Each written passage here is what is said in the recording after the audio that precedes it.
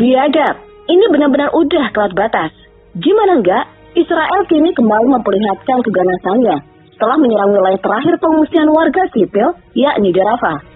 Ribuan orang yang mengungsi untuk menyelamatkan diri dari peperangan antara Israel Defense Force dengan kelompok Hamas kini kembali merasakan kepedihan tersebut. Pasalnya Israel melakukan serangan di kamp pengungsian warga sipil Palestina di daerah Tal As-Sultan, Rafah. Sayangnya kamp pengungsian yang diisi ribuan warga sipil tersebut benar-benar belum siap sehingga menelan korban sebanyak 45 jiwa. Dengan begitu, kematian warga sipil akibat serangan Israel sudah mencapai 36.166 jiwa.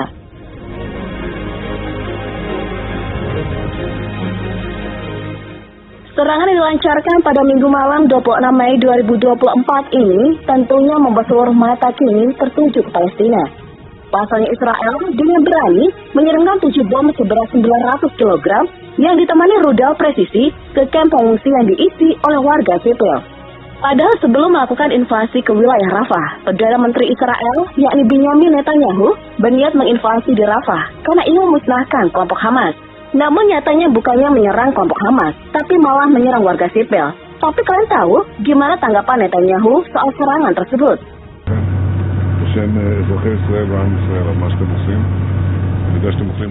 Menurut Perdana Menteri Israel tersebut, serangan dilancarkan ke kamp pengungsian Palestina diklaim mengalami kegagalan teknis. Gak hanya itu, Netanyahu berjanji bakal menyelidiki serangan tersebut yang sudah menewaskan 45 orang. Ya, pernyataan ini bisa dikatakan benar-benar lucu. Pasalnya, seperti yang ditemukan tentara IDF menjatuhkan bom dan rudal presisi, tentunya hal tersebut bisa dikatakan gak masuk akal. Apalagi dikabarkan mereka menggunakan bom GBU-39B buatan Boeing yang tentunya berasal dari Amerika Serikat.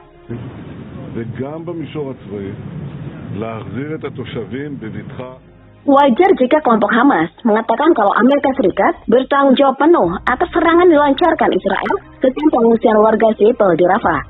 Pasalnya kelompok Hamas mengklaim jika Amerika terus memberikan perlindungan politik dan juga militer, serta terus-menerus memasak peralatan militer, bom hingga amunisi. Padahal sebelumnya, Amerika berencana menghentikan pasokan persenjataan ke Israel jika sekutunya tersebut tetap ingin melanjutkan serangan di Rafah. Namun kenyataannya, Amerika tetap saja melanjutkan pengiriman persenjataan ke Israel. Akibatnya, anak-anak, perempuan, dan orang tua menjadi korban dari serangan persenjataan Amerika yang dikirimkan oleh Israel.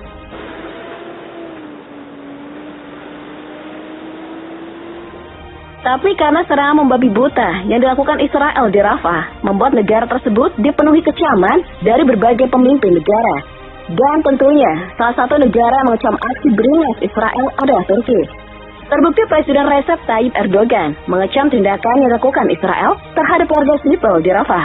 Gak hanya itu, Erdogan menyebut kalau Israel sekali lagi mengungkapkan wajah negara teroris yang penuh darah dan pengkhianatan.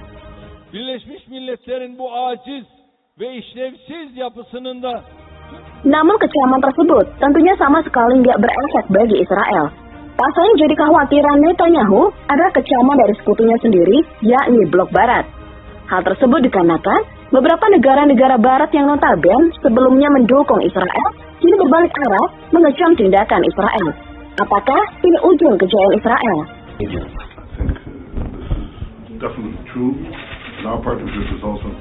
Salah satu sekutunya yang berbalik arah mengecam Israel adalah Perancis. Gak hanya mengecam tindakannya, negara tersebut juga mengatakan kalau warga sipil Palestina udah gak punya tempat aman lagi untuk berlindung. Makanya Kementerian Luar Negeri Prancis terus mendorong Israel agar kembali melakukan perundingan untuk mengamankan sandera dan juga mengesahkan gencatan senjata. Gak hanya itu, pihak Prancis juga meminta agar Israel segera membuka perbatasan Rafah di perbatasan Mesir agar bantuan kemanusiaan yang tertahan dapat masuk ke Rafah. Bahkan Prancis mendesak Israel untuk melakukan segala sesuatu yang diperlukan untuk menjamin keselamatan warga sipil dan memfasilitasi pengiriman bantuan kemanusiaan ke Gaza. Pour vous promettre que nous serons nombreux à poursuivre votre engagement. Gak hanya Prancis aja, negara sebesar Jerman yang menjadi pemasok persenjataan terbesar ke Israel juga ikut mengecam tindakan negara tersebut di Rafah. Kecaman tersebut dilontarkan langsung oleh wakil kanselir Jerman bernama Robert Habeck. Menurutnya, Serangan yang dilakukan oleh Israel di Rafah gak bisa dibenarkan. Gak cuma hebat, Menteri Luar Negeri Jerman juga menyebutkan pernyataan yang sama terkait serangan Israel ke pengungsian warga sipil Palestina. Increase the crisis. If we are only caring for our own food supply. Negara Italia juga dikabarkan masuk dalam daftar negara yang mengecam tindakan Israel di Rafah. Kecaman tersebut dilontarkan oleh Menteri Pertahanan Italia, Guido Crosetto, yang mengatakan kalau rakyat Palestina diperas tanpa memperhatikan hak-hak baik laki-laki, perempuan, dan juga anak-anak gak bersalah yang gak ada hubungannya dengan Hamas. Dan tentunya, menurut Crosetto, ini gak bisa dibenarkan lagi. Namun faktanya, Italia udah mengecam Israel terkait rencana melancarkan serangan di Rafah. Menurut pihak Italia, tindakan militer Israel di Rafah dapat menimbulkan konsekuensi lebih buruk bagi warga sipil yang berkerumun di wilayah itu. Dan benar aja, tindakan tersebut menimbulkan mimpi buruk bagi warga sipil Palestina. Has been enriched by new and important global players, which are the expression of civil society. Lalu kemudian ada negara Spanyol yang juga turut mengecam tindakan Israel yang mengerikan itu.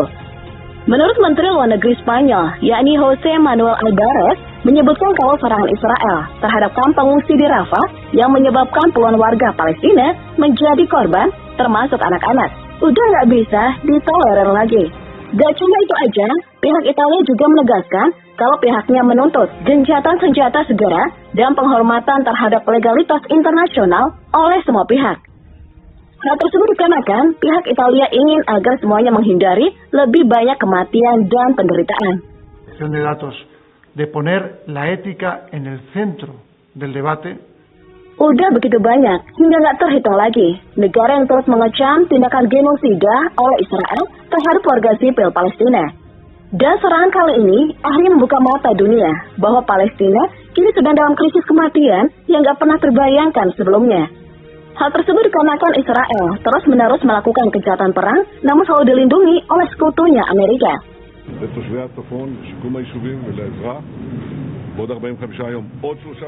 Dan kali ini peluang menghentikan tindakan genosida di Gaza bakal terbuka lebar. Hal tersebut dikarenakan Jaksa Penuntut Umum International Criminal Court atau disingkat ICC sudah mengajukan permintaan surat perintah penangkapan dikeluarkan untuk Netanyahu dan Gallant atas tuduhan kejahatan terhadap kemanusiaan dan kejahatan perang yang dilakukan terhadap warga Palestina di jalur Gaza. Apakah ini akhir dari karir Perdana Menteri Netanyahu? Under the direction of the two principal trial lawyers standing behind me today. Dikabarkan jika surat perintah penangkapan tersebut disetujui oleh Hakim Pengadilan Kriminal Internasional, hukuman paling ringan adalah para pejabat tersebut gak akan bisa melakukan perjalanan ke 124 negara termasuk Inggris. Namun yang paling berat adalah Netanyahu dan juga Gallant bakal ditangkap dan dimasukkan ke dalam penjara. Tentunya hukuman tersebut bisa dikatakan gak sepadan jika dibandingkan dengan 36.000 warga Palestina yang gak bersalah. מהקצינים הצעירים ועד הרמטכ"ל שמבצעים עבודה מצוינת במהלך. Apalagi Jaksa Umum Pengadilan Kriminal Internasional mengatakan kalau Netanyahu dan Gallant memikul tanggung jawab pidana atas jumlah kejahatan perang, termasuk membuat warga sipil kelaparan dengan sengaja menyebabkan penderitaan besar atau cedera serius, pembunuhan yang disengaja, dan serangan disengaja terhadap penduduk sipil. Tentunya jika surat penangkapan ini disepakati, bukan hanya berdampak pada Netanyahu dan juga Gallant, tapi juga negara Israel itu sendiri. Pasalnya, menurut beberapa ahli, surat penangkapan yang dikeluarkan bakal mempermalukan pemerintah Israel.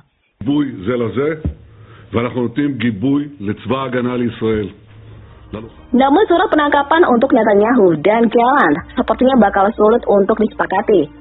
Sama seperti pengajuan gencatan senjata di forum PBB, Amerika Serikat juga cukup tegas mengecam pengumuman Ketua Jaksa Pengadilan Kriminal Internasional pada hari Senin terkait permintaan surat perintah penangkapan bagi Netanyahu dan juga Gallant. Pihak Amerika beberapa kali menormalisasi kejahatan perang yang dilakukan oleh Israel dengan mengatakan bahwa Israel ingin melakukan semua cara untuk memastikan perlindungan bagi warga sipilnya. Dan menurut mereka, semua yang dilakukan Israel hingga menewaskan 36.000 jiwa warga sipil di Palestina bukanlah genosida.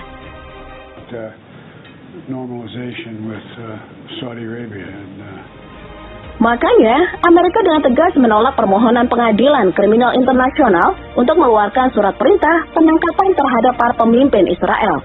Namun pihak jaksa mengatakan, kalau kejahatan terhadap kemanusiaan yang dituduhkan dilakukan sebagai bagian dari serangan yang meluas dan sistematis terhadap penduduk sipil Palestina berdasarkan kebijakan negara. Jika tidak percaya, pihak jaksa mengatakan kalau mereka memiliki banyak bukti termasuk video dan wawancara dengan saksi. Bahkan jaksa ICC mengatakan kalau kejahatan yang dilakukan Israel menurut penilaian mereka berlanjut hingga hari ini.